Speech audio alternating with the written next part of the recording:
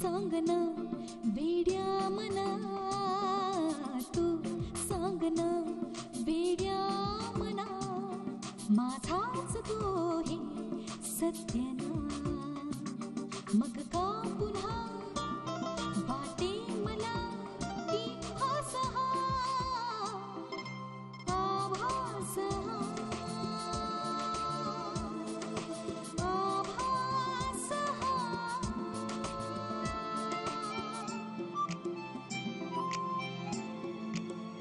हृदयात माझ्या त्याच्या खुणा, मी धुंद हा का माझा गुन्हा, तरीही पुन्हा वाटे मला की हास हा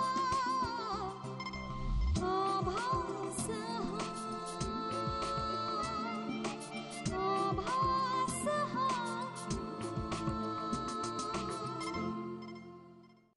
आर्या, आम्हाला या फार्म हाऊसची झडती घ्यायची आहे. इथली आतमधली? इथून बाहेर दूरपर्यंत कुणालाही काहीही पत्ता लागलेला नाही. साहेब, मागच्या बाजूने गाडी गेल्याच्या टायरच्या खुणा दिसतायत, आताच्याच दिसतायत.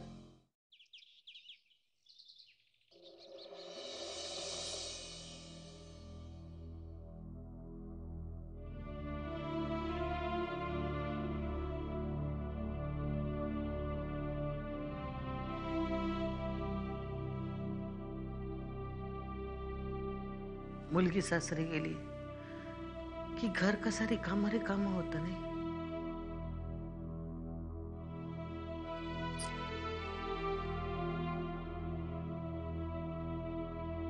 मावशी, मुली सासरी गेल्यावर एक निवांतपण असतं. त्यांच्या बाबतीतलं कर्तव्य पार पडल्याचा आनंद असतो. ते जिथे आहेत तिथे सुखी आहेत याची खात्री असते.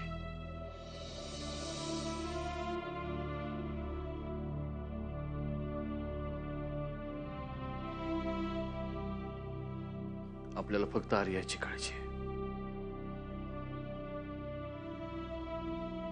या काळजीच्या रेट्यात मैत्रीची पाठवणी सुद्धा नीट करता आली नाही.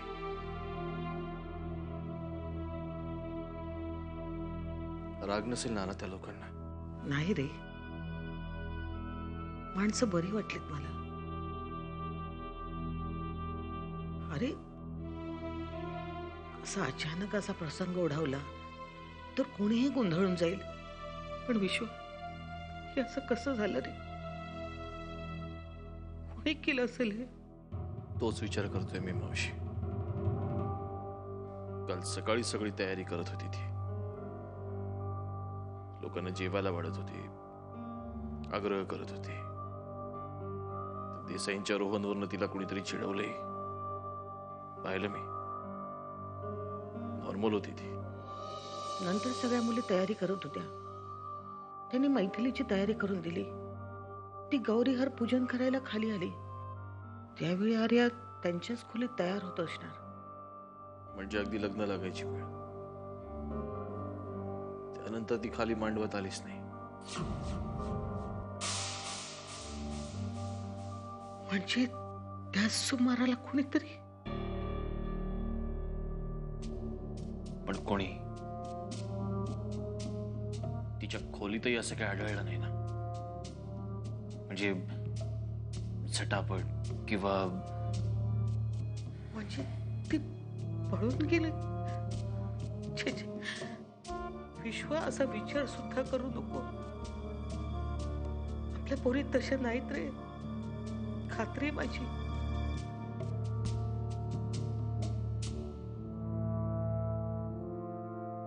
पण मग नक्की काय झालं असेल मावशी? तेच तर कळत नाही. तेव्हा माझी पोरगी जिथे असेल तिथे सुखरूप असू दे. काय सांगते मी, माझी पोरगी सुखरूप घरी येऊ दे. मी तुझ्या दर्शनाला येईन काही.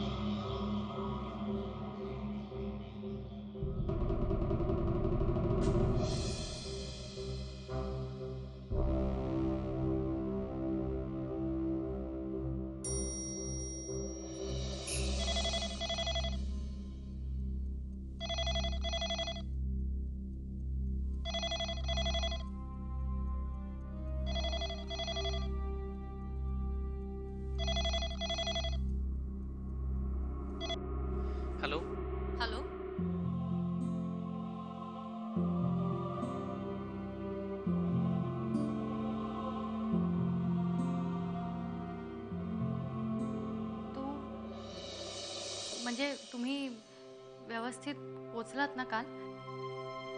घरी कसं चाललंय सगळं? ठीकच म्हणायचं. अजून आर्या नसल्यामुळे थोडस. तिचं काही कळलं का रे? मी गेल्यावर पोलीस पण आले होते ना घरी. दादानी पण त्याची माणसं पाठवली असतीलच म्हणा तिला शोधायला. मला खात्री आहे दादा तिला अजून काहीही पत्ता लागलेला नाहीये मैथिली मॅडम.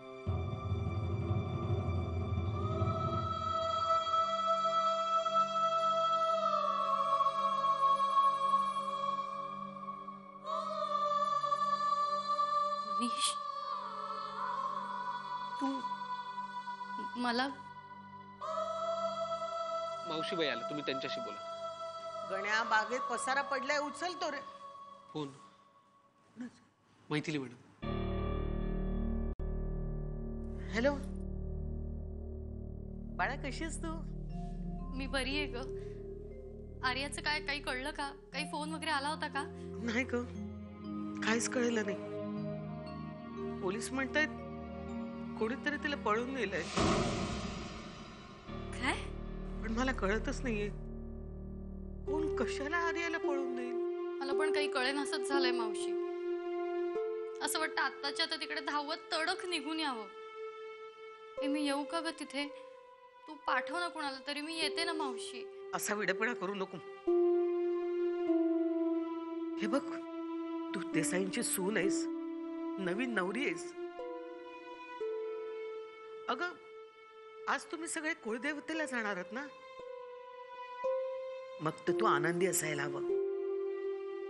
अगं नवीन आयुष्याची सुरुवात करतेस तू, अतिशय आनंदाने कर. पण मावशी. पण बिन काही नाही. एक लक्षात ठेव, आता दोन्ही घरचा मान राखण्याची जबाबदारी तुझी आहे आणि ती जबाबदारी तुला पार पाडायची आहे.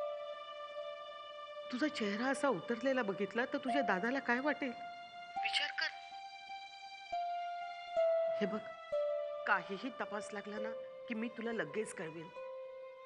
तू अजिबात काळजी करू नको. अरे हो, मांडव परतण्यासाठी परवा तुम्हाला बोलवायचंच होतं. पाठवेन मी कोणाला तरी.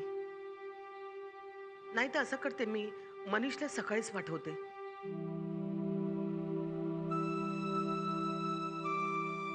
बाकी मंडळी येतील नंतर, तू आधी ये. मग तर झालं. काय ग, चालेल ना? हो चालेल. ठेवू फोन? हो, काळजी घे. मनीष,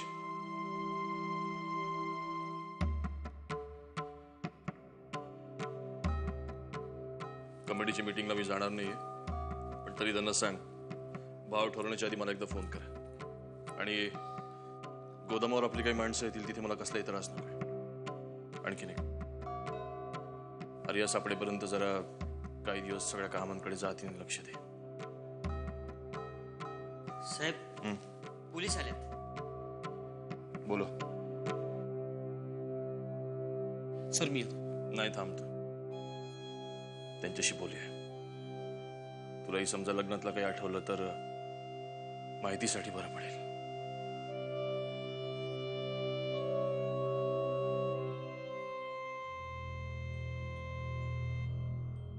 नमस्कार. नमस्कार. बसा.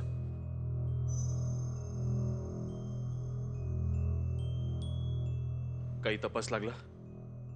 नाही, काही लक्षात येत नाहीये. टायरच्या खुणावरून आम्ही माग काढण्याचा प्रयत्न केला, पण आजूबाजूला जंगलच खूप, त्यात पाऊस पडून गेला. काहीच कळत नाहीये. आम्ही जंगलातल्या सर्व चेकपोस्ट, टोल नाक्याला विचारून पाहिलं, पण संशयास्पद असं काहीही दिसलेलं नाहीये. आणि काय साहेब, तुमच्या मुलीची बदनामी होईल म्हणून उघडपणे काही विचारूही शकत नाही.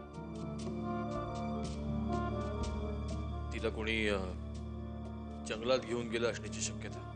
नाही, मला नाही तसं वाटत. कारण जंगलात एवढी दाटी आहे की तिथे जाणाऱ्याला त्या जंगलाची सगळी माहिती असणं गरजेचं आहे.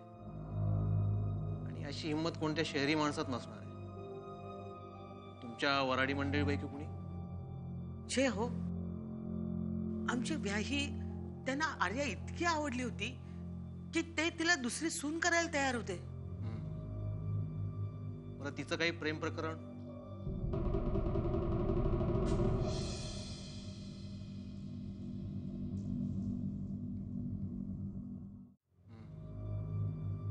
बरं तिचं काही प्रेम प्रकरण, तिला ही गोष्ट कितपत मान्य होती? तिचा विरोध नव्हता. तुम्ही रागावू नका साहेब, पण काही प्रश्न विचारणं हे माझं कर्तव्यच आहे. बरं, बाहेरची माणसं कोण कोण आली होती? म्हणजे पाहुणे सोडून, कॉन्ट्रॅक्टर किंवा इतर कोणी? जे फार्म हाऊस आम्ही घेतलं होतं तिथलीच काही माणसं होती. त्या मॅनेजरशी तुमचं बोलणं झालंच आहे. बाकी आमचा स्टाफ होता आणि लग्नाची व्यवस्था बघण्यासाठी वेडिंग प्लॅनिंग कंपनीचा एक माणूस आला होता. त्याच्याबरोबर त्याचा असिस्टंट बी होता. साहेब, मला वाटतं त्यांचीच जरा चौकशी व्हायला हवी, कारण तो माणूस जरा विचित्र वाटत होता. म्हणजे एकदा मी त्याला खोलीचे फोटो काढताना पकडलं होतं आणि हटकलंही होतं. हा, ताईच्या खोलीत तो सारखा घुटमळायचा, सारखा पुढे पुढे करायचा. मी ताईच्या खोलीत काम करायला जायला लागलो की मला अडवायचा आणि म्हणायचा मी करतो मी करतो. मला तवाच डाऊट आलता, तो कोणी पुढे पुढे येऊन काम करतोय. म्हणजे कोणाला हौस असतोय कामाची.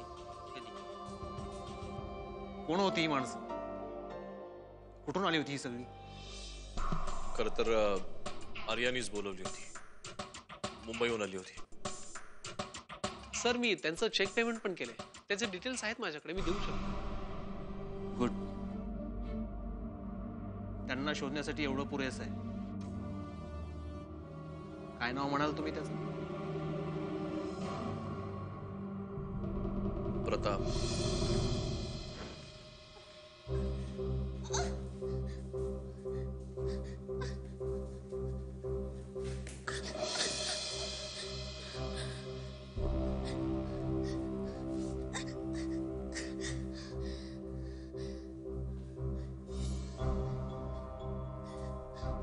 कुठे आणलंस मला तू?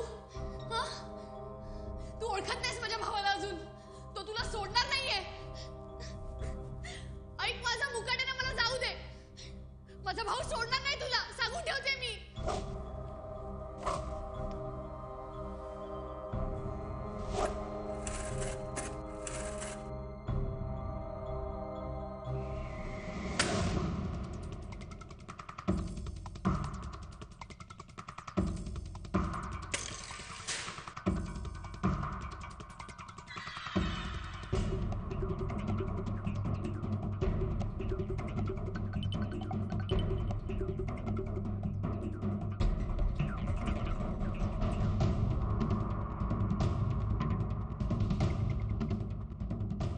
तू माझ्या जवळ येऊ नको, सांगून ठेवते मी. तू काय करणार आहेस माझं? लांब राहा, लांब राहा सांगते मी, लांब राहा. मला वाटलं तुला त्रास होत असेल म्हणून मी ही पट्टी काढून ठेवली. पण आता जर मला त्रास झाला ना तर मी ही तुझ्या तोंडात कोंबेन आणि काढणार नाही कधीच.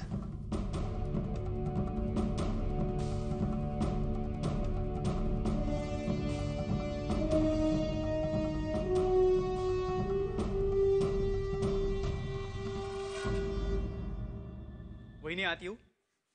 अरे रोहन, ये. विचारतोयस काय?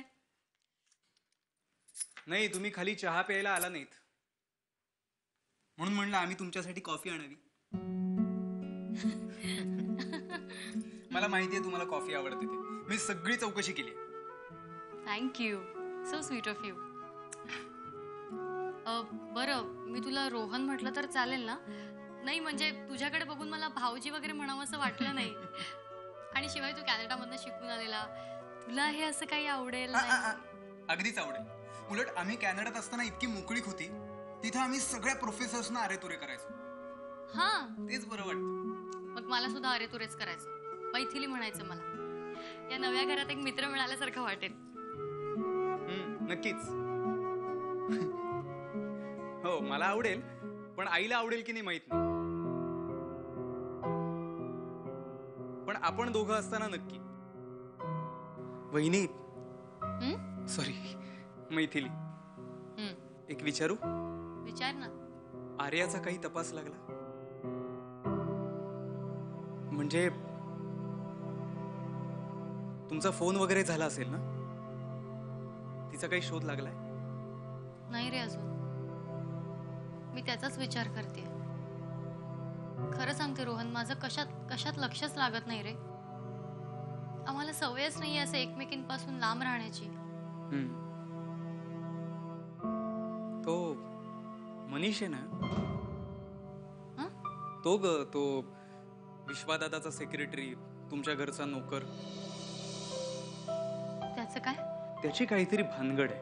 काहीतरी काय बोलतोयस? नाही, भानगड म्हणजे तशी भानगड नाही, पण मला त्याचा संशय येतो. त्या दिवशी मी त्याला विचारलं की काही मदत हवी आहे का, तर काहीतरी वियर्ड एक्सप्रेशन देऊन निघूनच गेला. एवढंच ना? अरे तो त्याचा स्वभावच आहे, त्यात काही विशेष नाही. एखाद्या गोष्टीवर जीव लावला ना तर जीवापाड जपतो तिला. दादाच्या प्रत्येक गोष्टीची काळजी तोच घेतो ना, त्यामुळे त्याचा स्वभावच जरा अबोल झालाय. जाऊ दे ना, तू त्याच्याकडे लक्ष नको देऊ. नाही, तुम्ही सगळे नवीन आहात ना मला, त्यामुळे कदाचित त्याचा संशय आला. मैथिली, काही मदत लागली तर जरूर सांग. आर्याला शोधायला मी काय वाटेल ते करीन.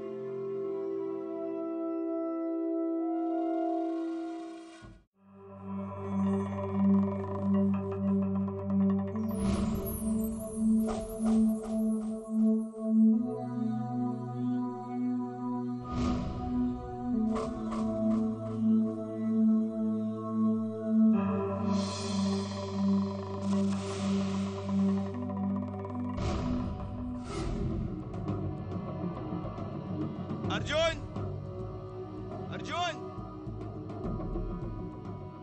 अर्जुन,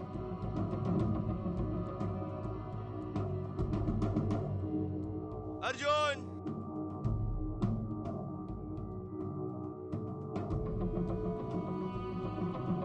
अर्जुन, अर्जुन.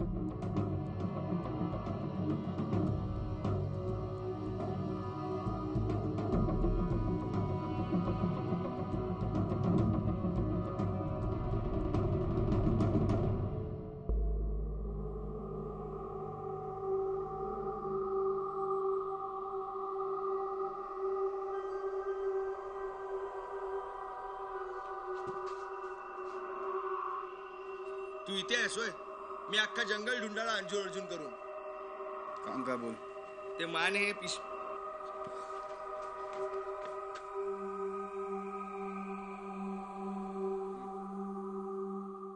माने बास्केट दिलं होतं.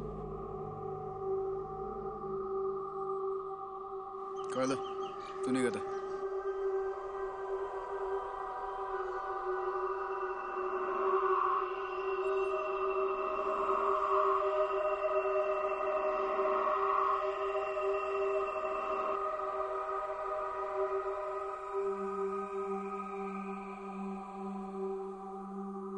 तुझं नाव अर्जुन आहे?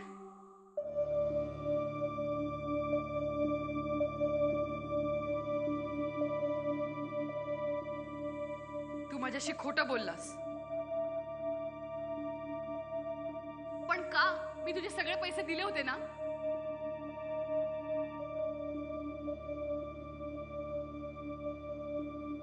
ओ गॉड, म्हणजे कौस्तुभ तुझा कलिग नाही.